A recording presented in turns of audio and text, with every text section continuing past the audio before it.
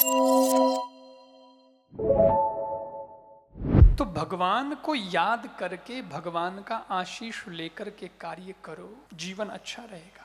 हम तो कहते हैं मौत बड़ी नींद है, नींद छोटी मौत है। क्या कहा मैंने?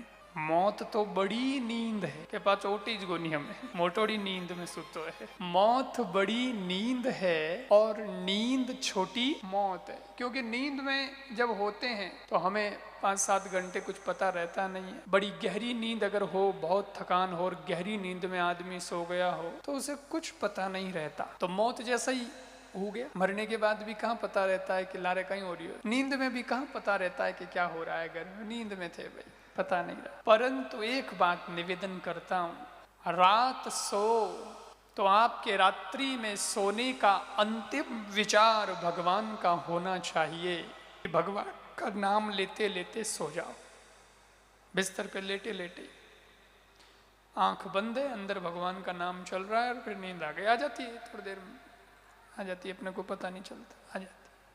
परंतु अंतिम विचार भगवान का हो और सवेरे जब उठो तो उठते ही पहले भगवान का नाम स्मरण कर लो तो प्रथम विचार भी भगवान का हो। फिर देखो आप दिन कितना बढ़िया जाएगा, आपका बहुत बढ़िया दिन जाएगा।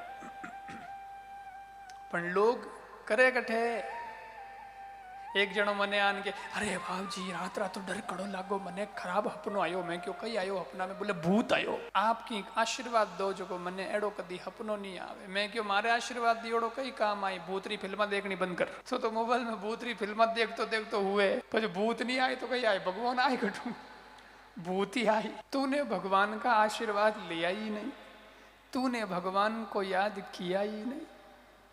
मंगलाचरण यही तो मंगलाचरण है, और क्या। भगवान को याद करना है। और एक और बताऊं मैं आपको मंगलाचरण का बहुत ही बढ़िया अर्थ। मंगलाचरण शब्द को तोड़ो तो शब्द निकलेंगे दो, मंगल आचरण। तो मंगल तो हम सब जानते ही हैं। किसी को पूछते हैं क्यों जी कुशल मंगल है, मतलब सब अच्छा है। जो अच्छा है उसको मंगल कहते हैं कि भाई बहुत बढ़िया हो, मंगल हो, जंगल में ही मंगल हो, चौको वे जिन्हें कहवे मंगल। और आचरण का अर्थ भी आप जानते ही हैं, व्यक्ति का व्यवहार, है ना, ये आचरण में आता है। तो मुझे लगता है कि जिस व्यक्ति के जीवन में आचरण जिसका मंगल हो गया हो, व्यवहार जिसका बढ़िया हो गया हो, उसके जीवन में सदा मंगलाचरण होता है। बस वो मंगलाचरण में ही है। अगर किसी के जीवन में किसी की समस्या है और उस समस्या का समाधान कराने के लिए कोई आपके पास में आए कि साहब आप हमारे समाज के बड़े अच्छे व्यक्ति हो, हमें आप पे भरोसा है, आपका जीवन बहुत प्रेरणास्पद जीवन है, अब आप इसका निपटारा कर दीजिए। या तो कोई ये कहे कि देख भाई मैं फलाने आदमी की सौगंध खा रहे, क्योंकि मैंने वो आदमी बहुत ही बढ़िया, मैं जानू बिना आदमी ने बहुत चोखो आदमी है, मैं बुना आदमी की सौगंध खा रहे क्यों, तू मान जा। तो जहां लोग हमारी बात करके, हमारा नाम लेकर के कि कोई लड़ाई, कोई झंझट, कोई झगड़ा समाप्त कर दें और प्रेरणा लें कि अगर जीवन जीना है तो उसके जैसा जियो, तो समझ लेना कि हमारा दुनिया में आना सार्थक हो गया है। हर दिन हमारा कर्म भगवान की पूजा हो रही है। इससे बढ़िया और क्या होगा जीवन। जैसे इंग्लिश में कहते हैं वर्क इज वर्शिप। ठीक बात है कि जो कर्म है, कर्म तो कर्म है, लेकिन कर्म को ईमानदारी से अगर किया जाए तो वो कर्म ही क्या बन जाता है?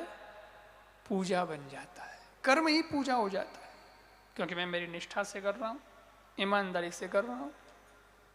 बस यही तो करना है, और करना क्या है। आपके जीवन में दोनों चीजें जो हैं वो व्यवस्थित हो जाए, थोड़ी भगवान की भक्ति और थोड़ा अपने कर्म की शक्ति, इन दोनों को बढ़िया कर दो। एक शब्द आपने सुना होगा, माला माल।